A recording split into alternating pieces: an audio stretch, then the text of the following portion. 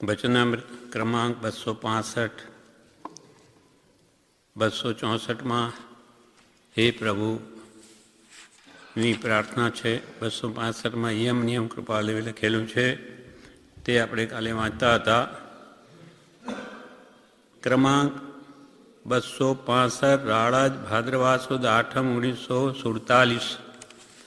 એટલે હે પ્રભુની પ્રાર્થના અને યમ નિયમ એ બંને બધા જડ ભાવે જડ પરિણમે અને જીનવર કહે છે જ્ઞાન તેને એ કાવ્યો બધા રાળજમાં લખાયા છે. એકાંતમાં પરમ કૃપાલદેવ નિવાસ કરીને રહેલા ત્યાં લખાયા છે. જે આપણને એમાંના આ બે તો રોજે પ્રતિદિન સ્વાધ્યાય રૂપે બોલવાનું કહેલું છે. એ પ્રભુમાં આપણા અનંતા દોષો ને એમાંના મોટા 40 જણાવ્યા. બાકી તો આપણામાં અનંત દોષ છે. એ રોજે બોલવાથી કોઈક વાર એને ખ્યાલ આવે કે કેવા દોષો છે મારા, તો કોઈક વાર એ દૂર કરવા પ્રયત્ન કરે. અને યમ નિયમમાં આ જીવે ભૂતકાળમાં બધા સાધન કરી ચૂક્યો છે. આત્મકલ્યાણ માટે એકે સાધન એને બાકી રાખ્યું નથી.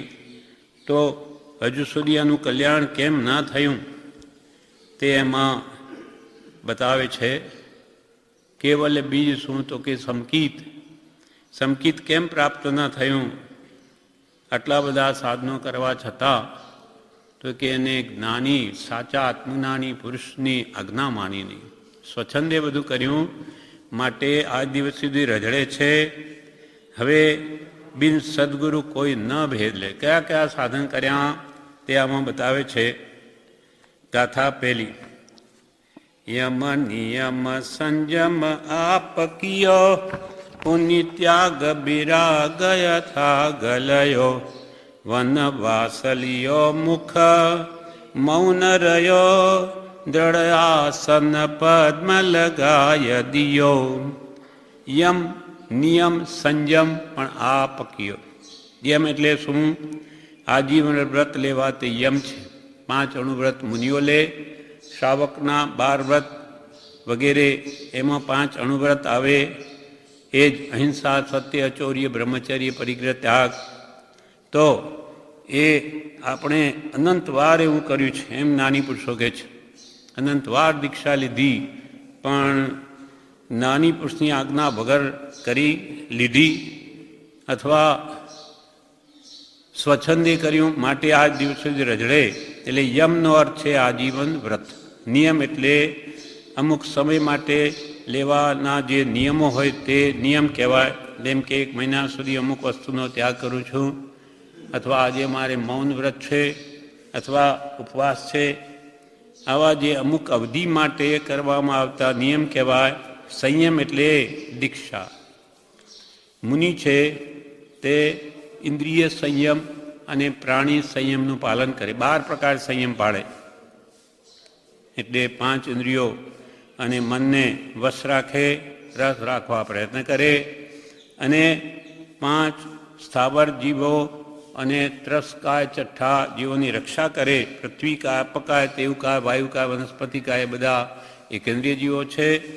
અને 2 ઇન્દ્રિયથી લગાવીની 5 ઇન્દ્રિય સુધી બધા ત્રસકાય જીવો છે. હાલતા ચાલતા 2 ઇન્દ્રિયથી લટ કે અળસિયા વગેરે પોતાના શરીરના આધારે ચાલતા થઈ જાય એટલે ત્રસકાય કહેવાય. એ છકાય જીવની રક્ષા કરે અને 5 ઇન્દ્રિયોને મનને વશમાં રાખવાનો પ્રયત્ન કરે. તે છે સંયમ. 12 પ્રકારે સંયમ. પણ યમ નિયમ સંયમ તો આ જીવે ભૂતકાળમાં અનંતવાર કર્યો, પણ આપ કિયો એટલે સ્વચ્છંદે કર્યા, પોતાની મરજી પ્રમાણે કર્યા અથવા કુગુરુ આજ્ઞા કર્યા. જેની આજ્ઞા પાડી તે સતગુરુ નથી. સત એટલે આત્મા જેને પ્રાપ્ત છે એવો પુરુષ નથી, કુગુરુ છે. એની આજ્ઞા કર્યા તેથી તે સાધનો પણ મોક્ષના કારણરૂપ ન થયા. યમ નિયમ સંયમ પણ આપ કિયો પુનિ ત્યાગ બિરાગ અથાગ લયો. પુનિ એટલે ફરી ત્યાગ, વળી ત્યાગ પણ અનેક પ્રકારે કર્યો. બાહ્ય ત્યાગ તો ખૂબ કર્યો, ઘર છોડ્યું, કુટુંબ છોડ્યું, ધન છોડ્યું, જંગલમાં જઈને વસ્યો, પણ જે ત્યાગવાયુગ હતું તે એ ન છોડ્યું. તે શું હતું? દેહમાં આત્મબુદ્ધિ. દેહ તે હું છું, હું દેહાદિ સ્વરૂપ છું અને દેહ સ્ત્રી પુત્ર આદિ મારા છે. એ ભાવ હજુ સુધી ગયો નથી. અનંતવાર જીન દીક્ષા લીધા છતાં તેથી આ જીવનો પરિભ્રમણ હજુ સુધી ટળતું નથી. પુનિ ત્યાગ ખૂબ કર્યો, પણ ખરો ત્યાગ શું? આત્મા પરિણામથી જેટલો અન્ય પદાર્થનો તાદાત્મ્ય અધ્યાસ નિવર્તવો તેને શ્રીજીન ત્યાગ કહે છે. અંતર પરિણામમાંથી જે આસક્તિ છે પરપદાર્થોમાં એ હજુ સુધી જીવની છૂટી નથી. બહારથી બધું છોડીને જાય પણ અંદરની વાસના, આસક્તિ, મોહ, રાગ પરપદાર્થ પ્રત્યેનો જતો જ નથી. એ તો અંદર એમને એમ છે. જેમ સાપ તજી, જેમ કાંચલી વિષની તજીઓ. સાપ કાંચલી પોતાના ઉપર, શરીર ઉપર હોય મૂકી દે, તેથી એનો કોઈ વિશ્વાસ કરે નહીં, કેમ કે અંદરમાં વિષ તો હજુ એમને એમ જ છે. તેમાં આપણે કપડાં ઉતારી દીધા, દીક્ષા લઈ લીધી, જંગલમાં ચાલ્યો ગયો, પણ અંદરની આસક્તિ એમની એમ જ રહી. એટલે જ્ઞાનીઓ કે જંગલમાં જઈને જે ગુફામાં રહે તેને પછી તાળા મારે, કેમ કે આ કોઈ બીજો કોઈ ના આવી જાય. મારા પણ તો ગયું જ નથી. ઘર છોડીને જંગલ સેવ્યું, પણ અંતરમાં મોહ તો એમને એમ જ રહ્યો. એ કૃપાલદેવ આપણને ધ્યાનમાં લાવે છે કે એવી ભૂલ ફરી ન થવી જોઈએ. હવે બાહ્ય ત્યાગ કરતાં અંતર ત્યાગ પર વિશે ધ્યાન આપો. તે તાદાત્મ્ય અધ્યાસ નિવૃત્તિરૂપ ત્યાગ થવા અર્થે આ બાહ્ય પ્રસંગનો ત્યાગ પણ ઉપકારી છે, કાર્યકારી છે. અંતર ત્યાગ લાવવા માટે બાહ્ય સ્ત્રી, પુત્ર, ધનાદિને છોડીએ તો ઉપયોગી છે, પણ અંતર ત્યાગના લક્ષ્ય, અંતર ત્યાગનો લક્ષ ન હોય ને બાહ્ય સાધન છોડી દઈને માની લે કે મેં તો બધું છોડી દીધું, હવે આપણે શું છોડવાનું રહ્યું. તેથી માત્ર બાહ્ય ત્યાગથી કામ થાય એવું નથી. અંતર ત્યાગનો લક્ષ્ય હોય, એના લક્ષ્યે બાહ્ય ત્યાગ હોય તો કાર્યકારી છે. પુનિ ત્યાગ બિરાગ થાગ લેવો. બિરાગ, બિરાગ એટલે વૈરાગ્ય. વૈરાગ્ય એટલે શું? ગ્રહ કુટુંબાદિ પ્રત્યે અનાસક્ત બુદ્ધિ, તેને ભગવાને વૈરાગ્ય ભાવ કહ્યો છે. વિરાગ, રાગનું વિપરીત પણ. રાગ એટલે મોહ, આસક્તિ. વિરાગ એટલે મોહનું નહીં હોવાપણું, અનાસક્તિ. એમ મોહ ગર્ભિત વૈરાગ્યના પણ પાછા 3 પ્રકાર છે. દીક્ષા લઈ લે પણ કયા વૈરાગ્યથી લીધી? મોહ ગર્ભિત, દુઃખ ગર્ભિત કે જ્ઞાન ગર્ભિતથી? દુઃખ ગર્ભિત વૈરાગ્યથી પણ દીક્ષા લોકો લે છે.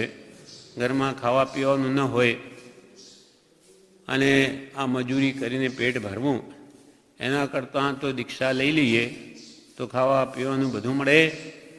આવો માત્ર લક્ષ રાખીને જે દીક્ષા લે તે છે દુઃખ ગર્ભિત વૈરાગ્ય. દુઃખ મટી ગયું, દીક્ષા લીધી, ખાવાનું બધું મળે, એટલે હવે એને વૃત્તિઓ પાછી અંદર પડેલી બધી એ જ કામ કરે. સારું ખાવાનું, જોવાનું, ત્યાં જ એનો લક્ષ્ય રહે. એટલે એ દીક્ષા ઉડતું એને બંધનનું કારણ થાય છે. પ્રભુશ્રી તો એમ કહે, પ્રભુ શ્રાવક કે ટુકડે ગજ ગજ લાંબે દાંત, કરે ધર્મ તો પચે નહીં તો કાઢે આંથ. શ્રાવક આપણને ભક્તિભાવથી મહાત્મા સમજીને ખાવાનું આપે ને આપણે ખાઈ પીને લહેર કરીએ, હરીએ ફરીએ, સૂઈ રહીએ તો કે જે આ ટુકડાઓ શ્રાવકના પચેવા નથી, તમારા આંતરડાઈ તોડી નાખશે. અર્થાત તમારે દુર્ગતિમાં જવું પડશે. મહાપુરુષોને અન્નદાન શ્રાવકો આપે, ગમે તે વસ્તુ માગે તો આપી દે, પોતાના છોકરાને ના આપે, પણ આ તો મહાત્મા છે. એનો જો દુરુપયોગ કરે તો એ નરગતિમાં જાય. માટે ઋષિ કે શ્રાવકના ટુકડા એવા છે રોટલાના, એને ગજ ગજ મોટા લાંબા દાંત છે. એટલે કરે ધર્મ તો જે પચે, નહીં તો કાઢે હાથ, નહીં તો તારા આંતરડાઈ તોડી નાખશે. અર્થાત તને દુર્ગતિએ લઈ જશે. એટલે આવો દુઃખ ગર્ભિત વૈરાગ્ય કલ્યાણનું કારણ થતું નથી. બીજો છે મોહ ગર્ભિત વૈરાગ્ય. પુત્રે દીક્ષા લઈ લીધી, પિતાને થાય હું ઘરમાં રહીને શું કરું, એના કરતાં હું દીક્ષા લઈ લઉં તો પુત્ર સાથે રહેવાનું તો મળશે, નવા નવા ગામો ફરવાનું મળશે, સારું સારું ખાવાનું મળશે, અને લોકો વળી ઉપરથી શું કહેશે, પધારો મહારાજ. એટલે કે મુંડ મુંડાયા 3 ગુણ, સિરકી મિટ જાય ખાજ, ખાને કો લડ્ડુ મિલે ઓર લોક કહે મહારાજ. પધારો મહારાજ. બ્રહ્મચારી કે આ આપણને તો 2 શાક ભાગ્યે કોઈ વખતે મળે, અને મુનિને તો રોજના 5 ખાવા હોય તો એના હાથની વાત છે. લક્ષ જો એ જ હોય તો બધે ઘર ઘર ફરીને આ ખપે તો કે નહીં ખપે, નહીં ગમતું હોય તો નહીં ખપે, અને ગમતું ભાવતું હોય તો ખપે, આવો આશય નથી. એટલે એવો જો લક્ષ રહ્યો તો એ દુર્ગતિનું જ કારણ થાય છે. માટે મોહગર્ભિત વૈરાગ્ય પણ એને મોક્ષ આપી શકે નહીં, ભલે એને બાય ત્યાગ કર્યો હોય. પછી રહ્યો ત્રીજો જ્ઞાન ગર્ભિત વૈરાગ્ય. તત્વ સમજીને સંસાર અનંત દુઃખરૂપ છે, અનંત વાર જન્મ મરણ આજીવે કર્યા છે, 4 ગતિમાં દુઃખ દુઃખ ને દુઃખ જ છે, દુઃખનો એ સમુદ્ર છે. હવે આ મનુષ્યમાં મળ્યો તો હું જન્મથી છૂટી શકું એમ છું. એવો જે યથાર્થ લક્ષ્ય સત્પુરુષ દ્વારા કે સત્સંગ કે સત્પુરુષથી જો થઈ જાય, સદવાંચન વિચારથી, અને એને અંતરથી સાચો ત્યાગ આવે કે મારે આ સંસાર છોડવો જ છે, મારે અદ્ભુત સાધના કરવી છે, નિવૃત્તિ મેળવીને નિસ્સદિન એ ભાવોમાં જ રમવું છે, એવો જો લક્ષ્ય હોય, તે પણ સાચા જ્ઞાની ગુરુના આશ્રય, આત્મજ્ઞાની ગુરુ હોવા જોઈએ, ને તો એ ત્યાગ પણ એને સફળતા આપતો નથી. આત્મજ્ઞાની ગુરુ એને સાચી દિશા બતાવે, અને એ પોતે નિવૃત્તિ લઈને નિરંતર આત્મધ્યાન આત્મચિંતનમાં સ્વાધ્યાય ધ્યાનમાં રહીને પોતાનો સમયનો સદુપયોગ કરે તો એ જ્ઞાન ગર્ભિત વૈરાગ્ય છે, એ મોક્ષનું કારણ થઈ શકે.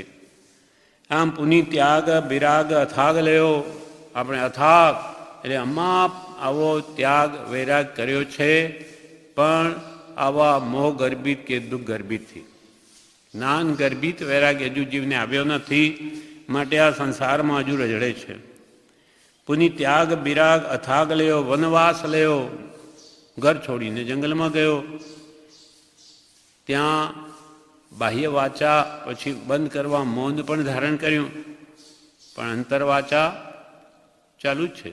સંકલ્પ વિકલ્પ તો ત્યાં પણ ચાલે જ. કંઈ જંગલમાં ગયેથી એ મનના વિકલ્પો બંધ થઈ ગયા, અને બંધ મોક્ષની વ્યવસ્થા તો સંકલ્પ વિકલ્પ મનના જે ઘોડા દોડતા હોય તે પ્રમાણે છે. શુભાશુભ પરિણામની ધારા ઉપર બંધ મોક્ષની વ્યવસ્થા છે, શારીરિક ચેષ્ટા પ્રમાણે તે નથી. શરીરની ચેષ્ટા તો ભલે પૂજા કરતો હોય, એની વૃત્તિઓ એની નજર ક્યાં ફરે છે તે પ્રમાણે કર્મન થશે. એ ભગવાનના ગુણોનું ચિંતન ત્યાં પણ નથી કરતો, ઉત્તમ નિમિત્ત હોવા છતાં તો ત્યાં પણ તે જીવ કર્મ જ બાંધે છે. એટલે ભાવો કયા પ્રમાણે ચાલે તે પ્રમાણે પુણ્ય કે પાપનો બંધ થશે. શારીરિક ચેષ્ટા પ્રમાણે તે નથી. શરીરની ચેષ્ટાથી તો હમણાં આપણે સભા મંડળમાં બેઠા છે ભક્તિમાં, પણ સ્વાધ્યાય તરફ લક્ષ હોય, ભગવાનનું શું કહેવું છે એમાં આપણો ઉપયોગ ટકતો હોય તો જરૂર લાભ થાય. પણ અહીંયા રહીને આપણે ઘરના કે દુકાનના કે કોઈ બીજા જ વિચાર કરતા હોઈએ તો અહીંયા બેઠા એટલે કંઈ પુણ્ય ન બંધાય, પાપ જ બંધાય. શુભાશુભ પરિણામ એટલે ભાવની ધારા ઉપર મન મોક્ષની વ્યવસ્થા છે, શારીરિક ચેષ્ટા પ્રમાણે તે નથી. ચેષ્ટા તો અહીંયા બેઠા છે, પણ ચેષ્ટા એને મન બીજે ભટકે છે. મન એવ મનુષ્યાણામ કારણમ બંધ મોક્ષયો, બંધનું કારણ પણ મન છે અને મોક્ષનું કારણ પણ મન છે. દ્રવ્ય મન તો અષ્ટપાંખડીના આકારે છે, અને ભાવમાન આત્મા પોતે જ છે, પોતે જ પોતાનો મિત્ર છે, પોતે જ પોતાનો વૈરી છે. એમ નિર્જન જંગલમાં બધું છોડીને એકલો મૌનપણે રહ્યો, છતાં આત્મજ્ઞાન ન હોવાથી અંતર વાચારૂપ જે સંકલ્પ વિકલ્પ એના મટ્યા નહીં. તે તો ત્યાંય ચાલુ જ રહ્યા, એટલે કર્મબંધન ત્યાં પણ ચાલુ રહ્યું. વનવાસ લ્યો, દ્રઢ આસન પદ્મ લગાવી દિયો. દ્રઢ આસન એટલે ચલાયમાન ન થવા એવા દ્રઢ પદ્માસન લગાવી કલાકો સુધી બેસી રહ્યો. એવી સર્વ ક્રિયાઓ બહારથી કરી. આપણી મોટે ભાગે ક્રિયાઓ બધી ઉપર ઉપરની જ થાય છે, અંતરસ્પર્શના થતી નથી, તેથી જન્મણથી છૂટાતું નથી. ઉપર ઉપરનો જીવ અનંતકાળથી બધી ક્રિયાઓ ધર્મને નામે પણ ઘણી કરી, પણ અંતરમાં રહેલી અનાદિકાળની વિષય કશાયની વૃત્તિઓ ઘટી નહીં. 5 વિષયો પ્રત્યે જે આસક્તિ છે, ખાવામાં, સૂંઘવામાં, જોવામાં, સાંભળવામાં, સ્પર્શવામાં, એની ઘટતી જ નથી. તે તરફ લક્ષ ન હોય તો કેવી રીતે ઘટે? બંધ વૃત્તિઓને ઉપશમાવવાનો તથા નિવર્તાવવાનો જીવે સંતત પ્રયત્ન કર્તવ્ય છે.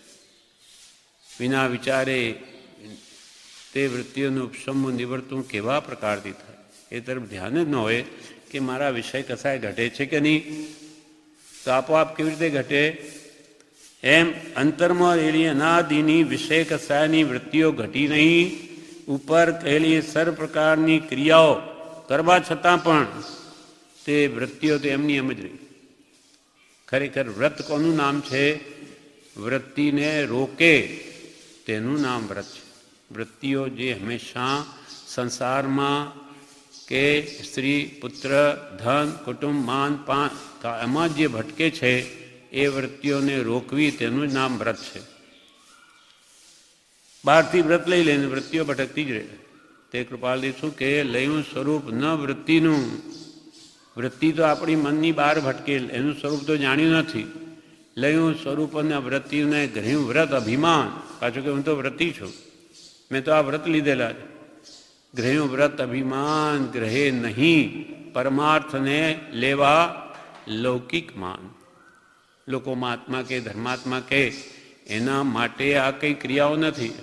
આ તો આત્મશુદ્ધિ માટે છે, પણ એ શુદ્ધિનો લક્ષ્ય જ ન હોય તો એ આત્મશુદ્ધિ ક્યાંથી થાય?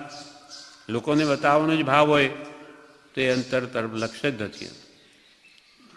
એટલે વિષય કસાની વૃત્તિઓ અને ઘટીની ઉપર કહેલી બધી ક્રિયાઓ કરવા છતાં એ વૃત્તિઓ તો એમની એમ જ રહી. માટે સ્વચ્છંદે કરેલા, પોતાની મતિ કલ્પનાએ કરેલા, પછી યમ હો, આજીવન વ્રત હો કે નિયમ હો અમુક સમય માટે, કે સંયમ ભલે દીક્ષા લીધેલી હોય કે ભલે તપ હોય, ગમે એટલું તપ કરતો હોય, ત્યાગ કરતો હોય, વૈરાગ્ય હોય, ભક્તિ આદિ બધા સાધનો વૃથા ગયા છે. તો કે ફોકટ ગયા એનું શું પ્રમાણ? તો કે આજે તમે અહીંયા બેઠા છો એ જ પ્રમાણ છે. તમે અનંતવાર આવા સાધન કર્યા, હજુ સુધી કેમ પાર ના આવ્યો? ખરેખર સત્સાધન કર્યા હોય, સત્સાધન તો સમજો જ નથી. એ પ્રભુ કૃપાલી શું કે સૌ સાધન બંધન થયા, રહ્યો ન કોઈ ઉપાય, સત્સાધન સમજો નહીં. તો ત્યાં બંધન શું જાય? સત્સાધન શું છે? આત્માને કલ્યાણ રૂપે તો જાણતો નથી જીવ, ને સ્વચ્છંદે ઉપાય કરે છે. આત્મભ્રાંતિ આપણો અનાદિકાલનો રોગ છે. આત્મભ્રાંતિ સામે રોગ નહીં, અને સદગુરુ એના સાચા વૈદ્ય છે. સદગુરુ વૈદ્ય સુજાણ. ગુરુ આજ્ઞા સંપથ્ય નહીં, પથ્યમાં ગુરુ આજ્ઞા જોઈએ.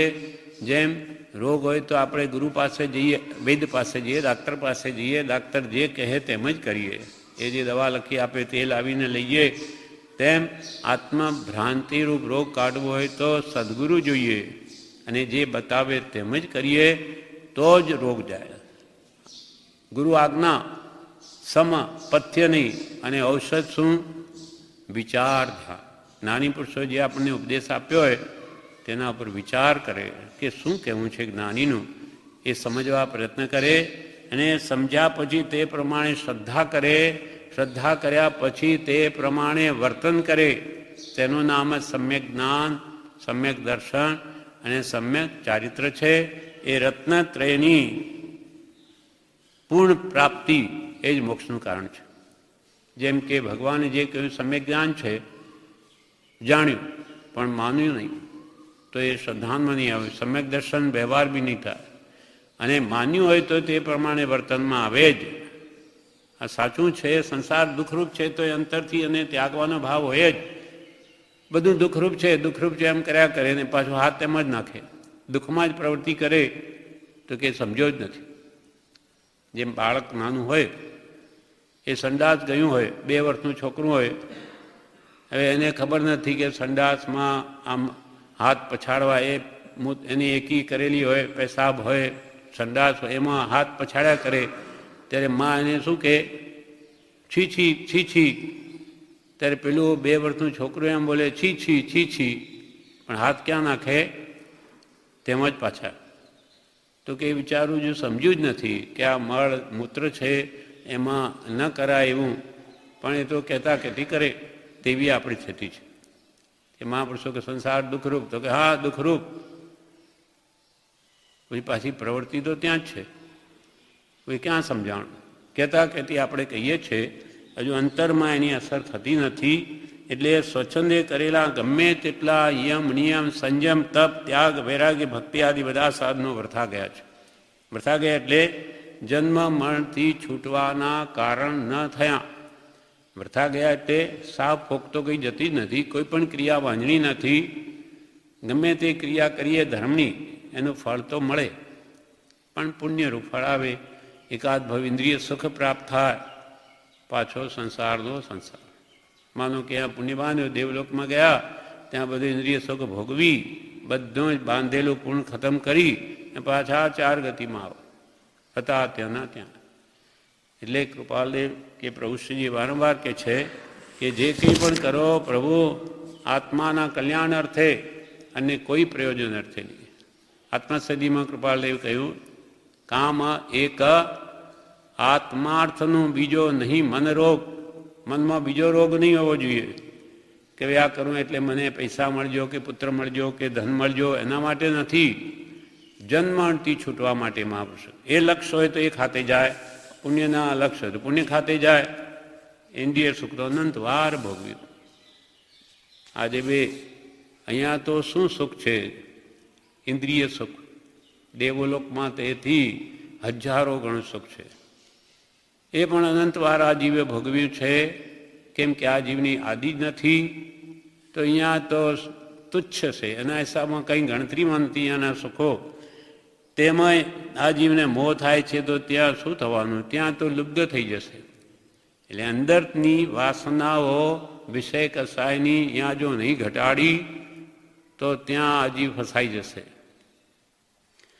હવે આગળ કે છે, પુનિ ત્યાગ બૈરાગ અથાગ લયો, વનવાસ લયો, મુખ મૌન રહ્યો, દ્રઢ આસન પદ્મ લગાવી દિયો. આ પહેલી ગાથા. હવે બીજી ગાથામાં કે છે, કાલે આપણે એના સંબંધીનું વિશેષ વાંચી ગયેલા. હવે ગાથા બીજી. મન પૌન નિરોધ સ્વબોધ કિયો, હઠ જોગ પ્રયોગ સુતાર ભયો, જપ ભેદ જપે તપ ત્યો હિ તપે, ઉરસે હિ ઉદાસી લહી સબ પે. મન પૌન નિરોધ કિયો એટલે શું? મન. મન એટલે આપણું મન. જે દ્રવ્ય મન તો અષ્ટપાખડીના આકારે એક ઇન્દ્રિય છે, જેમાં આંખ નાક કાન છે, તેમ આપણા હૃદય પાસે એક એવી ઇન્દ્રિય છે જે કોઈ ડાક્ટરને જાણી ન શકે. એમ કેવળ જ્ઞાનથી તીર્થંકરોએ કહ્યું છે, અષ્ટપાકડીના આકારે મન છે. એ દ્રવ્ય મન છે, પૂતગલનું બનેલું. એ વિચાર કરવામાં કારણરૂપ છે. અને ભાવ મન તો આત્મા પોતે જ છે. તો એ મન પૌન નિરોધ કયો. મનને રોકવા માટે પૌન. પૌન એટલે પવન. પવનનો નિરોધ કર્યો. કેવી રીતે? શ્વાસોશ્વાસ રોકીને. ઘણા મહાત્માઓ કહેવાતા હઠયોગ કરે અથવા પ્રાણાયામ કરે મનની સ્થિરતા માટે, રેચક પૂરક કુંભક કરે તેથી કે મન સ્થિર થઈ જાય. એમ મન પૌન નિરોધ. મનને રોકવા પૌન નિરોધ કર્યો. પવનને રોક્યો, શ્વાસોશ્વાસ કર્યા, રોક્યા, પણ તે યથાર્થ નહોતો. નાની પુરુષ કહે કે આ પવન કે શ્વાસોશ્વાસને રોકવાથી કંઈ મન રોકાય નહીં. ઠીક છે, એને દબાવીને રાખો. જેમ કૂતરાની પૂંછડી હોય, એને આપણે એક પાઇપમાં નાખી હોય તો અંદર નાખી ત્યાં સુધી એ સીધી રાખે, પણ બહાર આવી તો હજી વાંકી નહીં વાંકી. એમ આ જીવ દબાવીને મનને રોકે, પણ પાછો એને નિમિત્ત મળી ગયા કે પાછો હતો તેવોનો તેવો થઈ. એમ માત્ર શ્વાસોશ્વાસ રોકવાથી કંઈ મન સ્થિર થાય નહીં. એ ટેમ્પરરી થયું પણ પરમાનન્ટ નથી. એ મન ખરેખર વસ્તુ નાની પુરુષના બોધથી એને સંસારનું સ્વરૂપ સમજાવવામાં આવે. 12 ભાવનાઓ વડે આ સંસાર ભાવના, અશરણ ભાવના, અનિત્ય ભાવના, એકત્વ ભાવના, એ બધું પ્રત્યક્ષ દર્શન કરાવે આપણે સંસાર સ્વરૂપ. એ જેમ જેમ જીવને સમજાય ત્યારે એ મન વશ થાય. એમને એમ ન થાય. ખાલી એને દાબીને રાખો તો વધારે એ તો જોર કરે. એટલે મનને યથાર્થ રીતે જાણ્યું નહીં, સમજાવ્યું નહીં, અને મનને કે ભાઈ આ શું તું આ મોહ કરે, એ બધું તુચ્છ વસ્તુઓ છે, પણ દમન કર્યું, દાબ્યું. એને મનનું સ્વરૂપ છે તે જાણ્યા વિના જ કર્યું.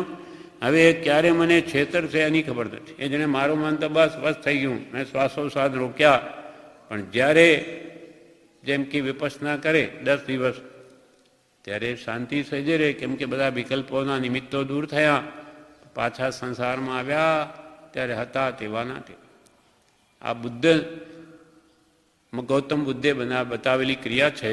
ભગવાન મહાવીરના સમકાલીન હતા ગૌતમ બુદ્ધ બી તે સમયે, પણ ભગવાન મહાવીર નહોતા જાણતા આ ક્રિયા કંઈ, બધું જ જાણતા હતા. પણ આ બધું ટેમ્પરરી, ક્ષણિક છે. વાસ્તવિક તો મનને તત્વ સમજે તો જ એના પ્રત્યેની આસક્તિ તૂટે, બાકી કોઈ કાળે નહીં તૂટે. એમ મન પૌનનો નિરોધ કર્યો, પાછો સ્વબોધ કયો. સ્વબોધ એટલે પોતાની શિખામણ આપે કે હે જીવ, તું પાપ કરીશ તો તારે નરકમાં જવું પડશે. એમ પોતે પોતાને શિખામણ આપે, એ સ્વબોધ છે. સ્વ એટલે પોતાને બોધ કર્યો, હે જીવ તું આવા પાપ કર્મમાં તારી દુર્ગતિ થશે. એમ એ રીતે પણ એ જીવને રોક્યો, પણ તત્વ નહીં સમજ્યું.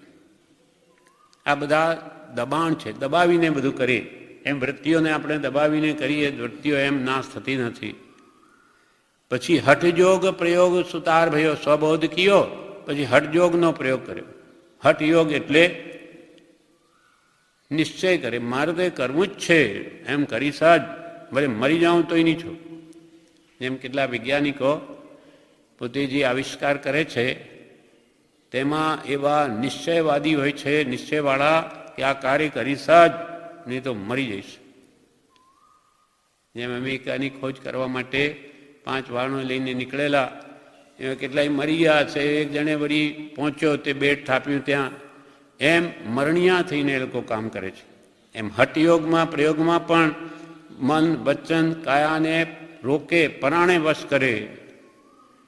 પછી એમાં ભલે તલ્લીન થઈ ગયો, મન પૌન હઠયોગ પ્રયોગ સુતાર ભયો. સુતાર ભયો કે એકદમ તેમાં તન્મય થઈને રહ્યો. હઠયોગ નિશ્ચય કરી એકતાર થઈ ગયો. એ બધા પ્રયોગો જીવે કર્યા છે, પણ સ્વચ્છંદે કર્યા. જેમ કે પોતાની મરજીમાં મને લાગ્યું કે હઠયોગ પ્રયોગ કરું તો મારું બસ મન સ્થિર થઈ જશે. એમ મન કંઈ સ્થિર નહીં થાય. આનંદગંજી જેવા જ્ઞાની પુરુષે શું કહે છે? મનડું કી મહીન બાજે હો કુંઠ જીના, મનડું કી મહીન બાજે. બાજે એટલે વશ. મનડું એ ભગવાનના વશ કેમ થતું નથી? આપણે ભક્તિ બોલીએ છીએ ત્યારે પણ મન કેટલું ભટકે. મોઢેથી બોલાય છે ને મન પોતાના ઘાટ ઘડતું હોય. આ મન વશ થતું નથી. આનંદગંજી કે જીમ જીમ જતન કરીને રાખું, તિમ તિમ અળગું ભાજે હો કુંથુજીન, મનડું કી મહીન બાજે. જીમ જેમ એને સંભાળીને દબાવીને રાખું કે આ તો જેવી દોર છૂટે કે જાણે ડબલ જોશમાં પાછું બહાર દોડે છે. મનડું દુરારાધ્ય તે વસ આણ્યું, આગમથી મથી આણું. આનંદગંજી કહે છે આગમ શાસ્ત્રોથી મેં જાણ્યું છે કે હે ભગવાન, આપે મનને વશ કર્યું છે. મનડું દુરારાધ્ય, મહા મુશ્કેલીએ મન વશ થાય એવું દુરારાધ્ય એવું મન આપે વશ કર્યું છે, એવું મેં આગમથી જાણ્યું છે, આગમના ગ્રંથોથી. મનડું દુરારાધ્ય તે વસ આણ્યો, આગમથી માંથી આણું. આનંદ ઘન કહે માહરું આણો, તો સાચો કરી જાણું હો કુંથજીન, મનડો કી મહીન બાજે. હે ભગવાન, આગમથી તો જાણ્યું કે આપે મન વશ કર્યું, પણ આ મારું મન વશ કરીને તમે જો બતાવો તો જાણવું કે આપે જરૂર મન વશ કર્યું છે, નહીં તો નહીં માનું. ભક્તિ છે. આપે મન વશ કર્યું આ તો કહો, પણ અહીંયા થતું નથી. એનું શું? એ વશ કરીને બતાવો મારું મન, તો હું જાણું કે જરૂર આપે મન વશ કર્યું, બાકી અવસ્થા એવું જ નથી. હું તો એમ જ માનું છું. એમ ભગવાન પ્રત્યે પ્રેમથી ભક્તિ કરી છે. તો આવું જે દુર્ધર મન છે એને આવા હઠ યોગના પ્રયોગને કંઈ શ્વાસોશ્વાસ રોકવાથી વશ થઈ જાય. એટલે કૃપાલ મન પવન નિરોધ સ્વબોધ કિયો, હઠયોગ પ્રયોગ સુતાર ભયો, છતાં વશ ન થયું. જપ ભેદ જપે તપ ત્યો હિ તપે, ઉરસે હિ ઉદાસી લહી સબ પે. વળી આપણા આત્માએ શું શું કર્યું? જપના અનેક ભેદો છે તે બધા જપ્યા. જપના અનેક પ્રકારના મંત્રો છે, જેનામાં એક અક્ષરીયો મંત્રો ઓમકાર, અરિહંત, અરિહંત 4 અક્ષરીયો, એમ જાત જાતના મંત્રો, 68 અક્ષરીયો મંત્ર, નવકાર મંત્ર, પછી પાછા નમોર સિદ્ધાચાર્યોપાધ્યાય સર્વ સાધુભ્ય, એવા જાત જાતના અનેક મંત્રો પણ આપણા આત્માએ અનંતકાળના સમયમાં રટ્યા છે. બધા જાપ કર્યા છે.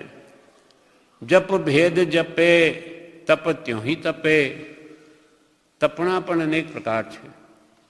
પરથી તપ કે ધ્યાન તપ કે અઠાઈ તપ, અનેક પ્રકાર છે અને બધા જ આપણે કરી ચૂક્યા છે, માસ કમણ વગેરે. જપ ભેદ જપે તપ ત્યોહી તપે. તપમાં કેવું તપ? એનો એક પ્રકાર છે આ, જેમ કે કોઈ એક દિવસે એક ચોખાનો જ દાણો ખાય, એક જ દાણો ખાય, બીજે દિવસે 2 દાણા ખાય, બસ પછી આખો દિવસ કંઈ નહીં ખાય, ત્રીજે દિવસે 3 જ દાણા ખાય. આમ પેટ ભરાય ત્યાં સુધી રોજ એક એક દાણો વધારીને જ્યાં સુધી પેટ ભરાય ત્યાં સુધી ખાય. પછી કે ભાઈ હવે બસ નહીં ભાવે, વધારે નહીં લઈ શકું, ત્યાર પછી એક એક દાણો ઓછો કરતો જાય કે હવે આજે 1 દાણો ઓછો ખાઈશ, બીજે 2 જો ઓછો ખાઈશ. એમ કેટલા મહિના સુધી એ વ્રત ચાલે. હવે દાણા આપણે ચોખાના દાણા ખાઈએ કેટલા, 200, 500 કે 1000 ખાતા આવીશું. દેખાય નાના પણ ખાઈએ કેટલા? તો એ કેટલા વર્ષો સુધી આવું તપ ચલાવે. છતાં બધું કર્યું આપણે, એમ જ્ઞાનીઓ કહે છે, છતાં કોરાના કોરા, કંઈ હાથમાં નહીં આવ્યું. એમ જપ ભેદ જપે તપ ત્યોહી તપે.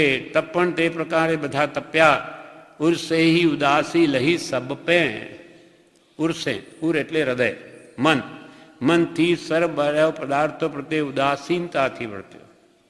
બધું ખોટું છે, બધું મોહ કરાવે છે, બધું મારે નહીં જોઈએ. એમ ઘણા ઘણા પ્રયત્નો કરીને એ વસ્તુને દૂર કરી, પણ અંતરથી જતું નથી. બધું છોડી છોડીને એકદમ જંગલમાં જઈને બેસી ગયો. છતાં કે છે બાહ્ય પદાર્થો પ્રત્યે ઉદાસનથી વર્ત્યો, કોઈથી બોલ્યો નહીં. ઉર્સે ઉદાસી લઈ સબ પે. મારે કોઈ સાથે વાત જ કરવી નથી, કેમ કે કર્મ બંધન થાય. મન, વચન ને કાયા એ ત્રણેય કર્મ બંધનના કારણ છે. એટલે મારે તો કાયાની પ્રવૃત્તિ કરવી નથી, એટલે દ્રઢ આસન લગાવ્યું. મારે તો બોલવું જ નથી, મૌન. અને મારે તો સંકલ્પ વિકલ્પ મનને તો શું રોકે? ભલે એને ગમે એટલું દબાવે, પણ એ તો અંદર ચાલ્યા જ કરે એનો વેપાર. એ તો કૃપાલ કે એક સમયમાં તો 1,00,000 યોજન ચાલ્યું જાય એવી તો એની ગતિ છે. 1 મિનિટમાં, મિનિટ તો શું, 1 સેકન્ડમાં આપણે કંઈ અમેરિકા જોયું હોય તો તરત જ યાદ કરી ત્યાં પહોંચી જાય. એની ગતિ કેવી, સ્પીડ કેટલી જોરદાર છે. તો એને કોણ ઝાલી શકે? મનથી સર્વ પ્રત્યે ઉદાસીનતા લાવી, કોઈથી બોલ્યો નહીં, એકલો ફર્યો, એમ અનેક પ્રકારે ઉદાસીનતા રાખી. આવું જીવે ઘણું કર્યું, બધું આવા કર્યા, પણ બધું આ પકીયો પોતાની મેળે કર્યું, કોઈને પૂછીને ન કર્યું કે ભાઈ મારા માટે કઈ દવા ઉપયોગી. ત્યાં ભેદમાં આમ નથી કરતો, રોગ થાય ત્યારે કે ચાલો આપણે હવે ગમે તે દવા લઈ આવો, તાવ આવ્યો, તાવની દવા બધી બજારમાં મળે જ છે, આપણે ખોટા 300-500 રૂપિયા આપવા, એના કરતાં 50 રૂપિયામાં કામ થઈ જાય. એટલે બજારમાં જઈને દુકાનમાં કભી મને તાવની ગોળી આપી દો ને, ભાઈ કેવો તાવ, તમે આપો ને, ગમે તે તાવની ગોળી આપો. પણ એમ નથી કરતા આપણે. કરીએ, લોભ હોય ત્યારે એવું પણ કરીએ છીએ, પણ જ્યારે લાગે કે આ તો હવે તાવ જતો જ નથી, ત્યારે છેવટે ડૉક્ટરને ફીસ આપવી જ પડે છે. કયો છે, ડોંગિયું છે કે જીર્ણ જ્વર છે કે કઈ જાતનો આ તાવ છે, કેમ જતો નથી. એવી જ રીતે આ ધર્મ માર્ગમાં, મોક્ષ માર્ગના આપણે અજાણ છીએ, જ્ઞાની પુરુષો આશ્રય નહીં કરીએ તો આપણને કેમ ખબર પડે કે મારો આત્મભ્રાંતિ રોગ કેમ જાય. અનાદિકાળથી આ જીવ આવી રીતે સ્વચ્છંદે પ્રવૃત્તિ કરી છે, અનેક ઉપાયો બધા કર્યા, છતાં એનો ભવભ્રમણ મટ્યું નહીં. મન પૌન નિરોધ સ્વબોધ કિયો હટ જોગ પ્રયોગ સુતાર ભયો. એના વિશે કૃપાલદેવ 62માં પત્રમાં કહે છે, પત્રાંક 62, એમાં કૃપાલદેવ કે શ્વાસનો જય સત્પુરુષની આજ્ઞા વગર કરે તો સંસાર જ વધે, સંસાર ઘટે નહીં, સંસાર વધે. શ્વાસનો જય કરતા છતાં સત્પુરુષની આજ્ઞાથી પરાંગ મુક્તા છે, તો તે શ્વાસ જય પરિણામે સંસાર જ વધારે છે. શ્વાસનો જય કરે, મનને વશ કરવા, પણ સત્પુરુષની આજ્ઞાથી પરાંગ મુક્તા છે. સત્પુરુષની આજ્ઞાની દરકાર નથી. મારે એમના કહેવા પ્રમાણે શું કરો, મારે મારા આત્માનું અજ્ઞાન કાઢવું છે, એ તો મારે કાઢવાનું છે, એ થોડું કાઢવાના. એમ કરીને જ્ઞાનીની ઉપેક્ષા કરે અને સ્વચ્છંદે શ્વાસ જય કરીને મનને વશ કરી લઉં તો કે છે એ પરિણામે સંસાર જ વધારે છે. એને આત્મશુદ્ધિનો લક્ષ્ય જ નથી. શ્વાસનો જય ત્યાં છે કે જ્યાં વાસનાનો જય છે. ખરેખર શ્વાસ જય કોને કહ્યો? જે વાસનાનો જય છે તો જ આ શ્વાસનો જય કાર્યકારી છે. શ્વાસ જય કરીને અંદરની વાસના જાય નહીં તો એ શ્વાસ જય શું કામનો? જ્યાં શ્વાસ કૃપાલે કે શ્વાસનો જય ત્યાં છે કે જ્યાં વાસનાનો જય છે. વાસનાનો જય કરવા માટે 2 સાધન કૃપાલે કે છે. તેના 2 સાધન છે સદગુરુ અને સત્સંગ. જો અંદરની વિષય કસાયની વાસનાને કાઢવી હોય તો પહેલાં સાચા સદગુરુ મેળવવા, એ સાચું માર્ગદર્શન આપે. ત્યાર પછી એનો સત્સંગ કરવો, એ તો પરમ સત્સંગ છે જ્ઞાનીનો, નહીં તો એના વચનનો, એના આશ્રિતનો સમાગમ કરીને અંદરની વાસનાઓને ઘટાડવી. વિચારે કરીને, વિચાર વિના આત્મજ્ઞાન થાય નહીં, વિચાર વિના કંઈ વાસનાઓ ઘટે નહીં. વાસના એટલે 5 વિષયોની એ પ્રવૃત્તિ, એ બધી વાસના છે. વાસના એટલે ઈચ્છા, તીવ્ર ઈચ્છાઓ. શ્વાસનો જે ત્યાં છે કે જ્યાં વાસનાનો જે છે તેના 2 સાધન છે સદગુરુ અને સત્સંગ. હવે પ્રભુશ્રીજી કહે છે ઉપદેશ સામર્થ્યમાં 5:64 ઉપર કહે છે 3-4 વર્ષ માહિત થવામાં ગળાય ત્યાર પછી ખબર પડે વિતરાગ માર્ગ મહાગંભીર છે. વેદાંત તો એના આગળ શું ગણતરીમાં. શ્વાસોશ્વાસ આદિ સાધન કાંઈ ખપના નથી, કલ્પના છે, માનેલું બધું શે છૂટે. પ્રભુશ્રી કહે 3-4 વર્ષ આ માર્ગમાં વાંચન વિચાર કરે તો એને કંઈ ખબર પડે કે આ મનને કેમ જીતવું, કે વાસના કેમ જાય. વિતરાગ માર્ગ તો મહાગંભીર છે. એને સમજવામાં કમસે કમ 3-4 વર્ષ જોઈએ તો એનું યથાર્થ સ્વરૂપ સમજાય. વેદાંત તો એના આગળ શું ગણતરી. વેદાંતની એના આગળ કોઈ ગણતરી નથી. જ્ઞાનીઓની દ્રષ્ટિએ શ્વાસોશ્વાસ આદિ સાધન કાંઈ ખપના નથી. ગમે એટલા શ્વાસ રોકે એથી કંઈ આત્મજ્ઞાન થાય નહીં.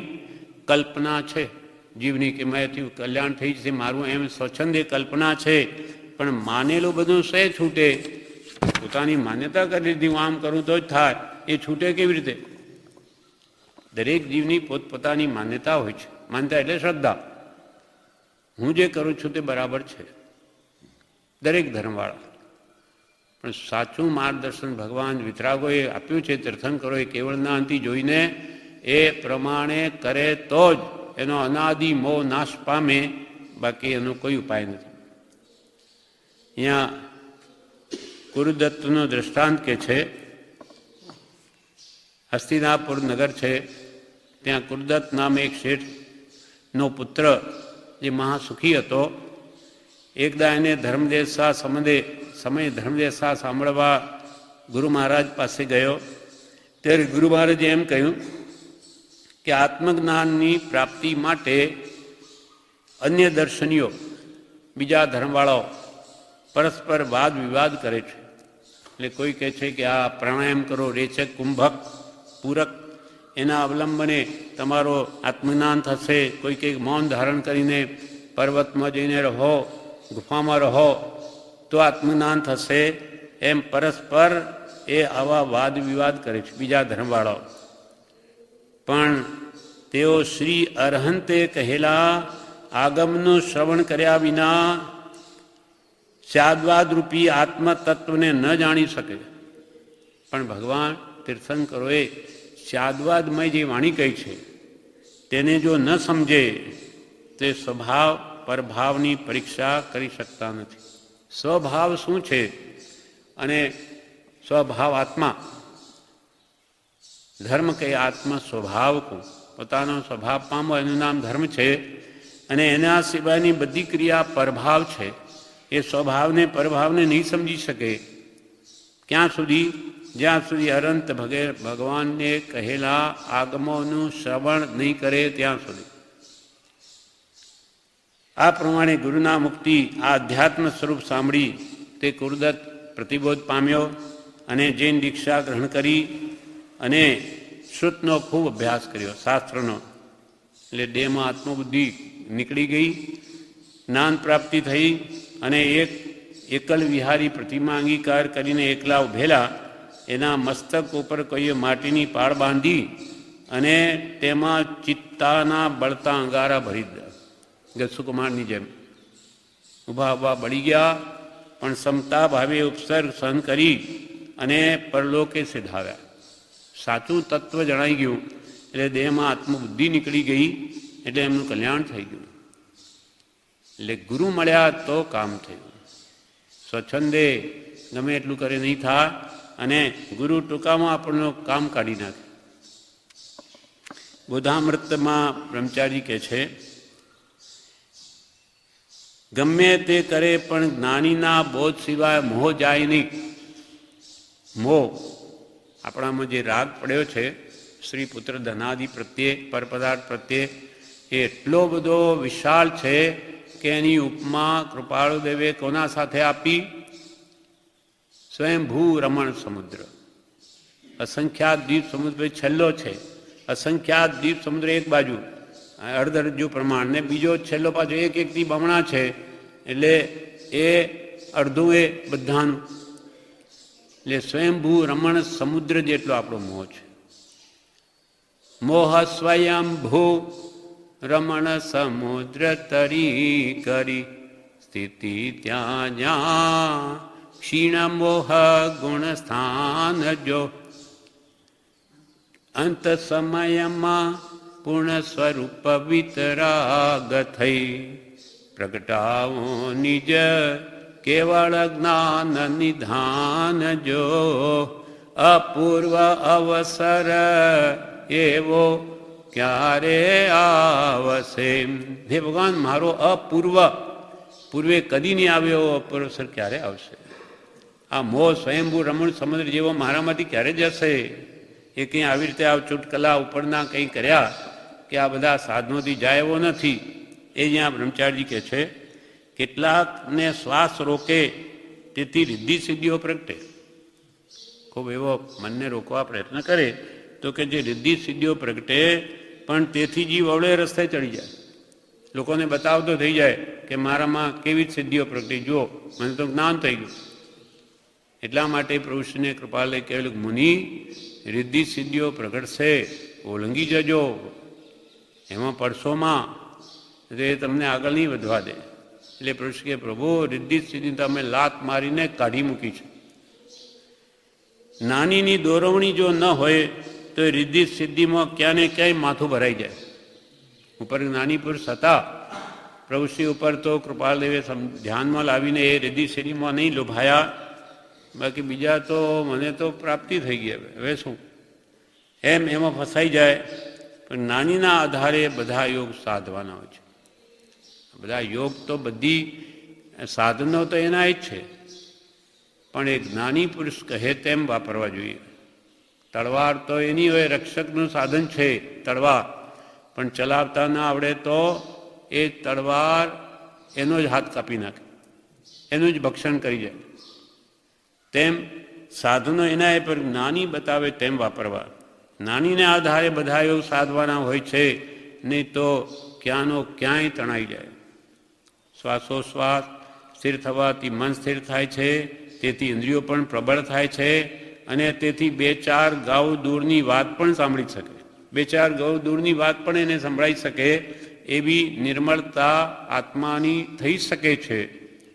તેથી જીવને એમ થાય કે જુઓ મને તો આત્મા પ્રાપ્ત થઈ ગયો, જો મને તો જાણી લો, મને તો કેટલું દૂર જાય, તમને સંભળાય છે, તમે તો બહાર શું એ ખબર ન પડે, મને તો બે ગાઉ સુધીનું સંભળાય છે, એમ માની બેસે. તેથી અવળે રસ્તે ચડી જાય. શ્વાસ રોકે, પણ નાની વગર મોહ ડરતો નથી. મોહ ડરતો નથી આવા ગમે તેવા સાધનોથી. નાની વગર મોહ ડરતો નથી. શ્વાસ રોકે પણ નાની વગર મોહ ડરતો નથી. નાનીના બોધ સિવાય મોહ જવાનો રસ્તો નથી. નાની પુરુષ જો આપણને વૈરાગ્યમય બોધ આપે, એ આત્માને સ્પર્શીને નીકળેલી વાણી આપણામાં સોંસરી ઉતરી શકે, કેમ કે અનુભવીને કહે છે. માટે જ્ઞાનીના બોધ સિવાય મોહ જવાનો રસ્તો નથી. કોઈ બીજા ઉપાય મોહ નહીં જાય. એવા ગમે તેવા એમનીમાં સાધન કયા, એ કોઈ મોહને મારી ન શકે. એક જ્ઞાની પુરુષ એના વચનામૃત જગહિત કરમ, આખા જગતનું હિત કરી શકે, એની વાણી એવી છે. વાણી કેવી રસાળી, અનંત ભાવોને ભેદ ભરેલી, ભવ પાર કરવાને નૌકા નવેલી, આપે એ શિવપુર રાય, વાણી કેવી રસાળી, કેવી રસાળી રે કેવી રસાળી. ભૂલા પડેલા ને માર્ગ દેખાડતી. આપણે બધા ભૂલા પડેલા છે, વાસ્તવિક મોક્ષનો માર્ગ કયો છે જાણતા નથી. ભૂલા પડેલા ને માર્ગ દેખાડતી, જન્મો જન્મના પાપો પ્રજાળતી, આપે એ શિવપુર રાજ, વાણી કેવી રસાળી. આપે શિવપુર રાજ, મોક્ષ નગરીનું રાજ આપે એવી ભગવાનની વાણી છે. પરમ કૃપાલદેવની એવી અદ્ભુત વાણી છે કે આપણી ભાષામાં ભગવાન મહાવીરનો ઉપદેશ સમજાવે છે. અહો આશ્ચર્ય છે, અહો શ્રી સત્પુરુષ કે વચનામૃતમ જગહિત કર. આખા જગતનું હિત કરી શકે જે એ વચન પ્રમાણે ચાલે, તેનું કલ્યાણ થઈ જાય એવી પરમ કૃપાળુ દેવની કે ભગવાન તીર્થંકરોની વાણી છે. અહો શ્રી સત્પુરુષ કે વચનામૃતમ જગહિત કર. વળી મુદ્રા, આવી વિતરાગ મુદ્રાઓ રાગદ્વેષ રહિત અને સત્સમાગમ, સૂતી ચેતના, મોહ નિદ્રામાં સૂતેલી ચેતનાને જાગ્રત કર્મ જગાડનાર છે. એટલે આ વાણી જ એકમાત્ર મોહ આપણો ખસેડી શકે, બીજો કોઈ ઉપાય નથી. નાનીના બોધ સિવાય મોહ જવાનો રસ્તો નથી. અજ્ઞાની દ્વારા કંઈ સાધન કલ્યાણરૂપ થતું નથી. અજ્ઞાની ગમે એટલા સાધન કરે, કલ્યાણરૂપ થાય જ નહીં. ગમે એટલી અજ્ઞાની ગુરુની વ્યવસ્થા બહારથી સુંદર જણાય, પણ એથી કંઈ આત્માનું કલ્યાણ નહીં થાય. નાની દ્વારા જે સાધન મળ્યું હોય તો કલ્યાણરૂપ થાય, સાચા આત્મજ્ઞાની આપણને ભલે 3 પાઠ કે એક સજાત્મ સ્વરૂપ મંત્ર આપ્યો, એ આત્મજ્ઞાની પુરુષે આપેલું છે, માટે એનું આરાધન કરે તો જરૂર કાર્ય થાય. પણ જ્ઞાની ગમે એટલું આપણને કરવા કહે તેમ એમ કે છે કે એ સાધન આત્માને કલ્યાણરૂપ થતા નથી. નાની પુરુષો યોગ તો જીવ અવળે રસ્તે ચડી જાય એનું એક દ્રષ્ટાંત છે. શિવરાજર્ષિ, શિવ રાજા, હસ્તિનાપુરમાં શિવ રાજા હતા, એ રાજ્ય કરતા હતા. એક દિવસે અડધી રાત્રે એમને વિચાર આવ્યો કે હું પૂરી પુણ્યના ઉદયથી આ રાજ રિદ્ધિ પામ્યો છું, એકાંત સુખમાં મારું જીવન વ્યતીત થઈ રહ્યું છે, હમણાં જો પ્રબળ પુણ્યનો ઉદય વર્તી રહ્યો છે ત્યાં સુધીમાં મારા આત્માનું સાધન કરી લઉં. એ રાજાને વિચાર આવ્યો અડધી રાતે મારું પુણ્ય ઉદય જો એકાંત બધું સુખ ને સુખ જ છે, એમાં મારા આત્મકલ્યાણ સાધી લઉં તો કેવું સરસ થઈ જાય. કેમ કે પાપના ઉદયમાં તો અનેક દુઃખ હોય, ત્યાં ક્યાં ધર્મ આરાધન કરે. જેમ કે શરીર સ્વસ્થ હોય તો આરાધના થાય, શરીર રોગી હોય તો ધર્મ આરાધવું મુશ્કેલ છે. જરા પીડે ને જ્યાં સુધી વ્યાધિ વધી ના જાય, મંદ પડે ના ઇન્દ્રિયો, ત્યાં સુધી ધર્મ સદાય. વૃદ્ધાવસ્થા આવી નથી ત્યાં સુધી કે આત્મકલ્યાણ કરી લો. પછી પેટ દુખે, માથું દુખે, પગ દુખે અથવા કંઈ ચેન પડે નહીં ત્યારે કંઈ વળવાનું નથી. એટલે એમને થયું કે હવે મારું આત્મકલ્યાણ કરી લઉં, બધી જાતનો પુણ્યનો ઉદય છે માટે. એમ વિચારી પુત્રને રાજ્યાભિષેક કર્યો અને પોતે તાપસી દીક્ષા લીધી. જંગલમાં ઝૂંપડી બનાવી લેવા લાગ્યા, છઠની તપસ્યા કરે અને આ તાપ ના લે, બબે ઉપવાસ, અને પાછી આ તાપ ના લે ઉપરથી સૂર્યની વગેરે કિરણોની. પણ વિનય વગેરે ગુણોથી આવી રીતે પુરુષાર્થી શિવ રાજર્ષિને વિભંગ જ્ઞાનાવણીય કર્મનો ક્ષયોપશમ થવાથી વિભંગ નામનું જ્ઞાન ઉત્પન્ન થયું. એ જ્ઞાનના પ્રભાવે શિવ રાજર્ષિએ, હવે શિવ રાજા રાજર્ષિ થઈ ગયા, દીક્ષા લીધી પોતે રાજાએ. તીર્છા લોકમાં રહેલા, આપણે જે અહીંયા છીએ હમણાં એ તીર્છો લોક કહેવાય, મધ્યલોક. તો એમાં એ જ્ઞાનની નિર્મળતાએ એમને 7 સમુદ્ર દેખાયા, એક પછી એક, અને 7 દ્વીપ. જેમ કે પહેલો જંબુદ્વીપ છે, પછી લવણ સમુદ્ર આવે એનાથી બમણો, પછી એનાથી બમણો પાછો ધાતકી ખંડ આવે, એનાથી બમણો કાલોદરી સમુદ્ર આવે, પછી પુષ્કરાર્ધ આવે એનાથી બમણો, પછી પુષ્કર દ્વીપ આવે, એમ પુષ્કર દ્વીપ ને પછી સમુદ્ર, એમ એક પછી એક 7 સુધી એમને જોયા. એટલી નિર્મળતા થઈ. એટલે બધાને એવા તો કહેવા લાગ્યા, એ ભવ્યો, મને તો સાતિશય જ્ઞાન દર્શન પ્રાપ્ત થયું છે મને તો. અને આ લોકમાં, આ દુનિયામાં 7 તો દ્વીપો છે અને 7 સમુદ્ર છે. ત્યાર પછી એક પણ દ્વીપ કે સમુદ્ર નથી, બસ એટલું જ છે. હવે ગૌતમ સ્વામી છઠના પારણે ગોચરી લેવા હસ્તિનાપુરમાં એ પધાર્યા તો મનુષ્યોના મુક્તિ આ વાત સાંભળી કે શિવરાજર્ષિની આ સગળી હકીકત જાણી.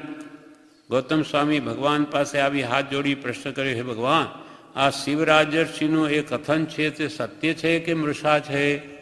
7 જ સમુદ્ર છે કે આગળ છે કે નહીં? ત્યારે કેવળ જ્ઞાની પ્રભુ મહાવીરે શું કહ્યું? એ આયુષ્યમાન ગૌતમ, શિવરાજર્ષિનું કથન મિથ્યા છે, ખોટું છે. કેમ કે આ તીર્છા લોકમાં 7 નહીં પણ જંબુદ્વીપ વગેરે અસંખ્યાત દ્વીપોને લવણ સમુદ્ર વગેરે અસંખ્યાત સમુદ્રો છે, એક પછી એક બમણા, અને એ પણ આપણી તો ગણતરીમાં નહીં આવે. કેટલું મોટું વિશ્વ છે. આવા અસંખ્યાત દ્વીપ, જમીન, અને અસંખ્યાત પાછા સમુદ્ર છે, એક એકથી બમણા. જંબુદ્વીપ 1 લાખ યોજન, તો આ લવણ સમુદ્ર 2 લાખ યોજનનો બંગડીના આકારે, 4 લાખ યોજનનો ધાતકી ખંડ, તો 8 લાખ યોજનનો પાછો કાલોદરી સમુદ્ર, 16 લાખ યોજનનો પુષ્કરાર દ્વીપ, તો 32 લાખ યોજનનો ત્યાર પછી સમુદ્ર, એમ 64, 128. હવે અસંખ્યાત સુધી તો કેટલી સંખ્યા થઈ જાય, કેટલા જીવો હશે. આ ખાલી આટલા બધા અસંખ્યાત દ્વીપ સમુદ્ર એક રજ્જુ પ્રમાણ થાય, એક માપ છે. આ બધાને ભેગા કરીએ તો એક રજ્જુ પ્રમાણ. હવે એનાથી 7 ગણું તો ઉપર છે, 7 રજ્જુ પ્રમાણ દેવલોક આદિ ઉપર અને 7 રજ્જુ પ્રમાણ નીચે છે.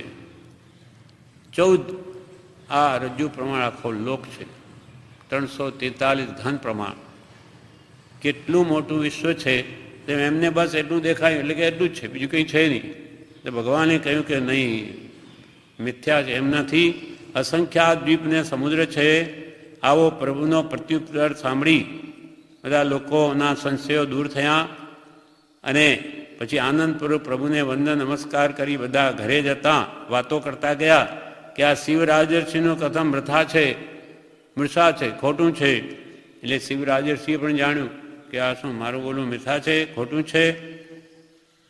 એને ક્લેશિત પરિણામ થયા. મેં કહેલું ખોટું ઠર્યું એટલે ક્લેશિત ભાવ થયા કે બે જે નિર્મળતા થઈ એ ચાલી ગઈ, 7 દેખાતા બંધ થઈ ગયા. પછી ભગવાન પાસે એમને વિચાર આવ્યો સવળો કે હું પણ એ ભગવાનને જે નમસ્કાર કરું, મહાવીર સ્વામી ભગવાનને, અને ત્યાં આવીને મારા આત્માનું કલ્યાણ કરું, એવા ભાવ એમને ઉત્પન્ન થયા. અને ભગવાન પાસે આવ્યા. જ્યાં મહાવીર ભગવાન બિરાજા હતા ત્યાં પોતે આવી વંદન કરી હાથ જોડીને સન્મુખ બેઠા. ત્યારે પ્રભુએ સંશય નિવારક, સુધામય, અમૃતમય, દિવ્ય દેશના સંભળાવી. તે ધર્મ સાંભળી શિવરાજર્ષિ પ્રતિબોધ પામ્યા. ભગવાન પાસે દીક્ષા ગ્રહણ કરી, તાપસી દીક્ષા મૂકી દીધી અને 11 અંગો ભણ્યા, દાસાંગી ભણ્યા અને છેવટે સર્વ કર્મનો ક્ષય કરી શિવરાજર્ષિ મોક્ષ સુખને પામ્યા. ભગવાન મળ્યા, ગુરુ મળ્યા સાચા તો મોક્ષ પામી ગયા. અને નહીં તો સ્વચ્છંદે ઘણું બધું કરે, શું આટલી મહેનત કરતાં 7 થઈ ગયું, એમાં ઊંટિયું ઊભું થયું, મને તો બધું દેખાય. એટલે ગુરુ વગર આમ માણસ અવળે રસ્તે ચડી જાય છે. જેમ ચોથી દીપ્તા દ્રષ્ટિમાં પ્રાણાયામ કરીને લોકો કલ્યાણ કરવાનું ધારે, આપણે પ્રાણાયામ કેવો કરવા કહ્યું ચોથી દ્રષ્ટિમાં? બાહ્ય ભાવ રેચકઈ હાજી પૂરકયાંતર ભાવ. બાહ્ય ભાવ, બાહ્ય ભાવ એટલે સંસાર ભાવ, આત્મા સિવાય બધું બાહ્ય ભાવ જ છે. એનો રેચ આપવો, જુલાબ આપવો. બીજી રેચક એટલે બહાર કાઢવું, કાર્બન ડાયોક્સાઇડને બહાર કાઢવી, ઓક્સિજનને અંદર ભરવી અને અંદર રોકવું, તે છે કુંભક. એ તો શરીર માટેનો પ્રાણાયામ થયો. આ ભાવ પ્રાણાયામ છે. બાહ્ય ભાવ રેચકઈ હાજી પૂરક અંતર ભાવ. કુંભક સ્થિરતા ગુણે કરીજી, કુંભક સ્થિરતા ગુણે કરીજી. પ્રાણાયામ સ્વભાવ મન મોહન જીનજી મીઠી તાહરીવાણ. બાહ્ય ભાવને બહાર કાઢવો અને અંતર્ભાવને અંદર, અંતર્ભાવ એટલે આત્મભાવ, આત્મભાવને અંદર પૂરવો. હું આત્મા છું, હું સહજાત્મ સ્વરૂપ છું. અને ગુણોમાં સ્થિરતા કરવી. કોના ગુણો? આત્માના અનંત ગુણો છે. એ પોતાના સ્વભાવમાં સ્થિરતા કરવી, તે છે કુંભક. એ ભાવ પ્રાણાયામ છે. એટલે શ્વાસ રોકવા કાઢવા એવું તો જીવે ઘણી વાર કર્યું છે, આવું તો અનંત વાર કર્યું, કંઈ હાથમાં આવ્યું નહીં. હવે આત્મભાવને પૂરે, બાહ્ય ભાવને બહાર કાઢે અને પોતાના આત્મગુણોમાં સ્થિરતા કરે તો જ એમનો મોક્ષ થાય. નહીં તો એ વૃત્તિઓ કેવું કામ કરે છે, બહારની બધી ક્રિયા કરે પણ અંદરની વાસના જ્ઞાની પુરુષના ઉપદેશ વગર રોકાતી જ નથી. 52 દ્રષ્ટાંત પ્રભુશ્રીજી આપે છે ઉપદેશામૃતમાં. બ્રહ્મચારીજી કહે છે આ બોધામૃત ભાગ 2માં પાન 212 ઉપર કે પ્રભુશ્રીજી એક દ્રષ્ટાંત આપતા કે સમાધિ ચડાવનાર બાવો હતો. તેણે યજમાનને ઘેર જે કઢી થતી હતી તે માગી. બાવો તાપસી દીક્ષા લીધેલી, ફરતા ફરતા એક ગ્રસ્તને ઘેર ગયો. તે ઘરની માલકણ કઢી બનાવતી હતી. એટલે પેલા બાવાએ શું કહ્યું કે મને કઢી આપો. ત્યારે એ માલકણે શું કહ્યું ઘરની કે બાવાજી જરા થોભો, વાર છે હજુ કઢી બનવાની. એટલે બાવાજીએ શું કર્યું, એક ખૂણામાં જઈને બેસી ગયા, સમાધિ લગાવી દીધી. હજુ વાર છે ને ત્યાં સુધી પછી સમાધિમાં સ્થિત થયા. ત્યાં ઘરના કોઈ વ્યક્તિએ ઘાસની ગંજી એટલે ભારો લાવીને ત્યાં ખૂણામાં નાખી દીધું. બાવાજી અંદર દબાઈ ગયા. 6 મહિના સુધી કે સમાધિ રહી અને 6 મહિના પછી જ્યારે ભારો લેવામાં આવ્યો કે શું થયું એટલે પાછું બાવાજી સમાધિમાંથી બહાર આવ્યા ત્યારે શું બોલ્યા? બાઈ કઢી થઈ. 6 મહિને પણ એ કઢીની વાસના નહીં ગઈ અને કે કઢી થઈ. હવે આવી સમાધિ શું કામની? એમ બોલ્યા. એટલું બધું કર્યું પણ એની કઢીની વાસના નહીં ગઈ. આપણું બધું એવું જ છે. આપણે ઓછા નથી, એવા જ છીએ. બધી ભક્તિ કરીને મનને પૂછો કંઈક ફેર પડ્યો, કંઈ ઈચ્છાઓ ઘટી? તો કે ના, એ તો ત્યાંના ત્યાં જ છીએ. એમ બીજા માટે આપણે હસવું આવે પણ આપણામાં શું ભર્યું છે એ જ ભર્યું છે. એટલે એક જણે કહ્યું, તિલક કરતા 53 વહ્યા, જપમાળાના નાકા ગયા, કથા સુણી સુણી ફૂટ્યા કાન, તોય ના આવ્યું બ્રહ્મજ્ઞાન. એટલે કેટલું બધું આવરણ છે આપણા ઉપર કે ખસતા જ નથી, પણ રસ્તો આ જ છે. તિલક કરતા 53 વયા એટલે ભગવાનની પૂજા કરીને તિલકી કર્યા. 53 વર્ષની ઉંમર થઈ ગઈ છતાં જ્ઞાન પ્રાપ્તિ નહીં થઈ. તિલક કરતા 53 વયા, જપમાળાના નાકા ગયા. ખૂબ માળાઓ ગણી, એના નાકા ઘસાઈ ગયા માળાના. અને કથા સુણી સુણી ફૂટ્યા કાન. ફૂટ્યા કાન એટલે વૃદ્ધાવસ્થા આવી ગઈ, સાંભળવું ઓછું થઈ ગયું. ખૂબ કથાઓ સાંભળી, કથા સુની સુની ફૂટ્યા કાન, તોય ના આવ્યું બ્રહ્મ જ્ઞાન. તો બ્રહ્મ એટલે આત્મા સંબંધીનું જ્ઞાન નહીં મળ્યું એને. એટલે કૃપાલ કે જપ ભેદી જપે, તપત્યો તપે, પુરુષે ઉદાસી લહી સબ પે. પણ હજુ સુધી કંઈ હાથ ના આવ્યું. એટલે કૃપાલદેવ પત્રાંક 401 જણાવે છે, અનંત કાળ થયા જીવનો સંસારને વિશે પરિભ્રમણ છે. અનંત કાળથી આપણે ભટકીએ છીએ 4 ગતિમાં, અને એ પરિભ્રમણને વિશે એણે અનંત એવા જપ તપ વૈરાગ્યાદિ સાધનો કર્યા જણાય છે. કૃપાલ કે અનંત કાળના પરિભ્રમણમાં એને અનંત વાર જપ તપ વૈરાગ્યાદિ સાધનો કર્યા જણાય છે. તથાપિ તો પણ જેથી યથાર્થ કલ્યાણ સિદ્ધ થાય છે એવા એકે સાધન થઈ શક્યા એમ જણાતું નથી. જે વડે ખરેખર આત્માનું કલ્યાણ થઈ જાય એવું એકે સાધન થયું હોય એમ જણાતું નથી. તો કે તમે કયા આધારે કહો છો? આ બેઠા છીએ ને અમે સાચી આરાધના કરી હોત તો ભવભ્રમણ હોય નહીં. હજુ સુધી રજડીએ છે અને આપણું મન આપણે જાણીએ છીએ કે અંદરથી ગયું છે, એટલે બધી સાધના ફોક ગઈ. એટલે કૃપાલય કહે છે, તથાપિ જેથી યથાર્થ કલ્યાણ સિદ્ધ થાય છે એવા એકે સાધન થઈ શક્યા હોય એમ જણાતું નથી. એવા તપ જપ કે વૈરાગ્ય અથવા બીજા સાધનો તે માત્ર સંસાર રૂપ થયા છે. કેમ? જપ તપ કર્યા સંસાર કેમ વધ્યો? તો કે જપ તપ કરીને તારી ઈચ્છા શું રહી છે? મોટે ભાગે સંસારી જીવો બધી ધર્મક્રિયા કરે. શાના માટે કરે? કંઈ આપણું પૈસા મળે, આપણી કાર્યસિદ્ધિ થઈ જાય, સંકેસર આખી ગાડી જાય દર પૂનમે મુંબઈથી. લોકો કયા આશાએ જાય? આત્મકલ્યાણની ભાવનાએ કે મારા આત્માનું કલ્યાણ થયું, જન્મથી છૂટી જાઉં, મને પૈસા મળે. કોઈને સંસારી જીવોને કંઈ કંઈ દુઃખ હોય જ, મને પુત્ર મળે, મારું આ કામ થઈ જાય. એના માટે ભગવાન તીર્થંકરો પાર્શ્વનાથ ભગવાન સંકેસરમાં નવરા નથી બેઠા કે તમારે બધાનું કામ કાઢવા જ નથી બેઠા ત્યાં. પણ આ જીવની લોભની કેટલી પરાકાષ્ઠા છે કે વિતરાગ પાસે જઈને એવું માંગે. એ અલૌકિક મિથ્યાત્વ છે, ગાઢ મિથ્યાત્વ ને એ મજબૂત કરે છે વધારે. વિતરાગે તો જેને ઝેર જાણીને બધું છોડીને ચાલી નીકળ્યા, એ ઝેર આપણને આપે. આપણો બાળક હોય, છોકરું હોય, એ સોમલ ખાતો હોય ઝેર છે તો કૃપાલ કે એને રડાવીને લઈ લેવો, એને આપવું નહીં કે મરી જશે, એને ખબર નથી. તેમ ભગવાન કેવલ જ્ઞાનીઓ તીર્થંકરો જાણે છે કે ભાઈ આ બધું ઝેર છે હો, પણ ના, મને તો આપો. તો એ આપે? એ ભગવાન જાણે છે કે તું મરી જઈ, તને ભાન નથી, ના આપે તો આ જીવ ત્યાંનો ત્યાં માથા મારે છે.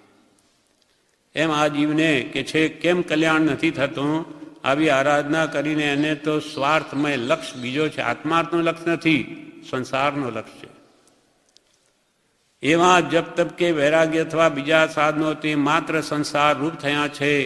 તેમ થયું તે શા કારણથી, એ વાત અવશ્ય ફરી ફરી વિચારવા આવ્યું છે. કેમ મને આટલી બધી ક્રિયાઓ કરી, સફળતા કેમ ન મળી? તો કે ભાઈ તારો લક્ષ્ય ક્યાં આત્મજ્ઞાનનો હતો? તારે તો બીજું જોઈતું હતું, તે મળ્યું. સંસાર જોઈતો, સંસાર મળ્યો. અહીંયા કૃપાલજી ખાસ કહે છે કૌંસમાં, આ સ્થળને વિશે કોઈ પણ પ્રકારે જપ તપ વૈરાગ્યાદી સાધનો નિષ્ફળ છે એમ કહેવાનો હેતુ નથી કે ભાઈ આ બધા શું કરવા, અનંતવાર બધું ફોકટ ગયું, હવે કંઈ આપણે જપ તપ કરવાય નહીં, એમ કહેવાનો મારો આશય નથી. કૃપાલજી કહે છે પરંતુ નિષ્ફળ થયા છે તેનો હેતુ શું હશે, જરૂર નિષ્ફળ ગયા છે તો એનું કારણ શું હશે, એ વિચારો. તે વિચારવા માટે લખવામાં આવ્યું છે.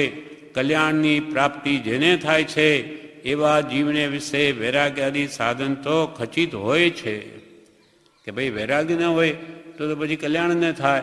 અમે કંઈ વૈરાગ ત્યાગ જપ તપનો કોઈનો નિષેધ નથી કરતા, પણ એ તમારા ફોક કેમ ગયા એનું કારણ શોધો અને એ કારણને દૂર કરો.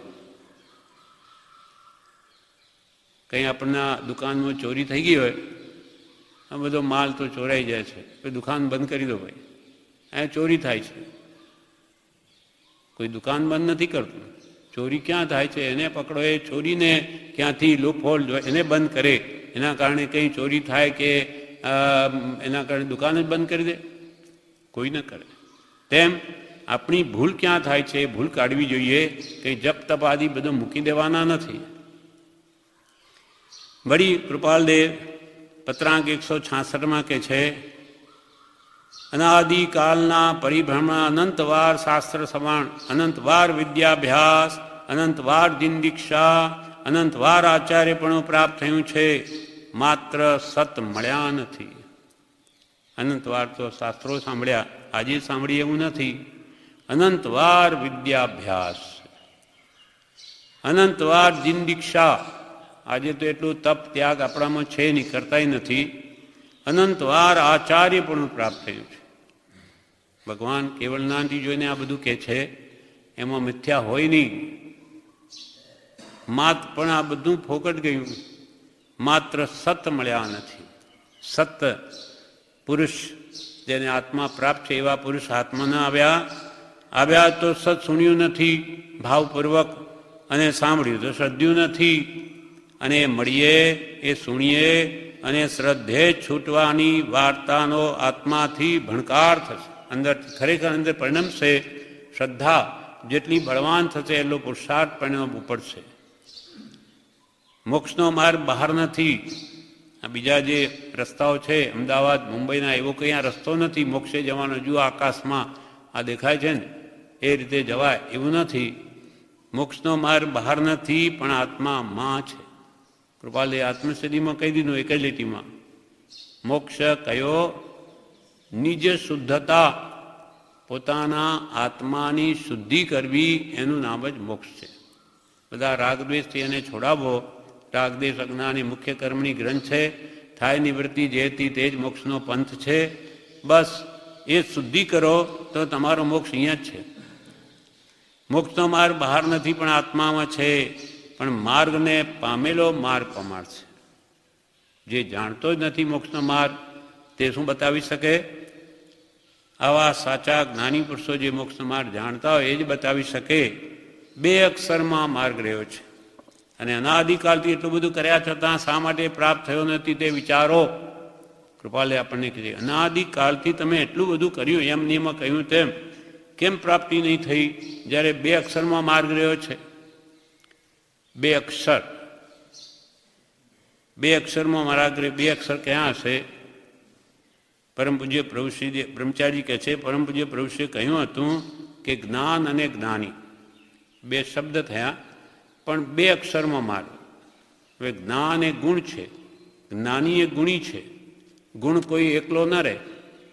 ગુણ હંમેશા ગુણીમાં જ હોય. તેમ જ્ઞાન એ ગુણ છે. જ્ઞાન કોનામાં હોય? જ્ઞાનીમાં હોય. જીનવર કહે છે જ્ઞાન તેને સર્વભવ્યો સાંભળો.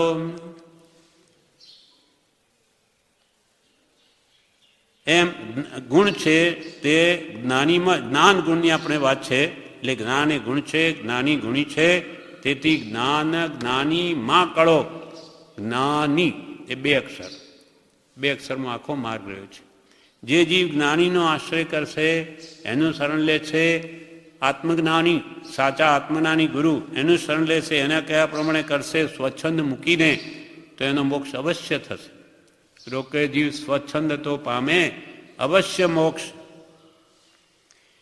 ઉદાસ થયો પણ આત્મ પ્રાપ્તિ રહી ગઈ, માટે સત્પુરુષ કહે તેમ કર. તપની ઘણી વિધિઓ છે, બધા પ્રકારના તપ કર્યા, દેખાય છે તે બધું કર્યું, ઉદાસ થઈ ગયો. ઉદાસ થઈને શું કરવું તે રહી ગયું. આપણે બધો ત્યાગ કરીને શું કરવાનું એ રહી ગયું. આપણે તો જુઓ બધું છોડી તો દીક્ષા લીધી, હવે આપણું કામ શું? હવે શું કરવાનું? હવે તો બધા જીવન દીક્ષા આપી, એમને મોક્ષ માર્ગે ચઢાવવા. પોતે ચડ્યો છે, માની લીધું, ચારિત્ર આવી ગયું, વિશે શું? એમ આ જીવ ઉદાસ થઈને શું કરવું એ રહી ગયું. અનંતકાળનો પુરુષાર્થ નકામો ગયો. તો હવે તો વિચાર, બહારના બધા સાધનોનો પુરુષાર્થ કર્યો પણ કંઈ હાથ ના આવ્યું, નિષ્ફળ ગયું. માટે મારાથી તો કંઈ થતું નથી. એમ કંઈ જ્ઞાની પુરુષ પાસે જા. બ્રહ્મચારીજી કહે છે પોતાના કે ભાઈ મેં તો અનંતવાર સાધન કરે, હવે મારા હું પામણ શું કરીશું, મારાથી કંઈ થાય એવું નથી. હવે કોઈ જ્ઞાની પુરુષ પાસે જા અને બીજું કાંઈ શોધમાં માત્ર એક સત્પુરુષને શોધીને તેના ચરણ કમળમાં સર્વભાવ અર્પણ કરી દે, વર્ત્યો જા. પછી જો મોક્ષ ન મળે તો મારી પાસેથી લેજે. કૃપાલી પછી તને મોક્ષ હાથમાં ના આવે તો મારી પાસે લેજે, પણ સાચા આત્મજ્ઞાની ગુરુનું શરણ લઈશ તો મોક્ષ મળશે જ. કેમ કે જ્ઞાન જ્ઞાની પાસે છે. આ રીતે સ્વચ્છંદ મૂકીને જ્ઞાનીનો આશ્રય કરવાથી જ આપણું કલ્યાણ છે.